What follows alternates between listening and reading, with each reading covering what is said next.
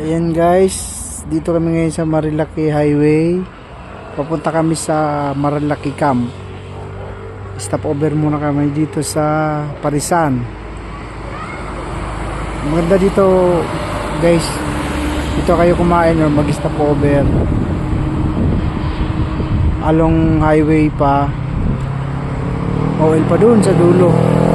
Masarap yung pagkain, tapos yung presyo okay, pasok sa budget. Yeah, marami sila, mamili na lang kayo dyan guys.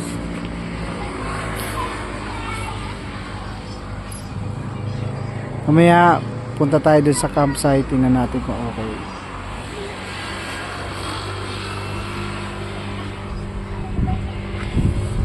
Ayan siya guys, malapit lang siya talaga sa highway. Direk yung araw pero ang lamig ng hangin. Tanggal stress mo talaga dito. Thank you for watching guys.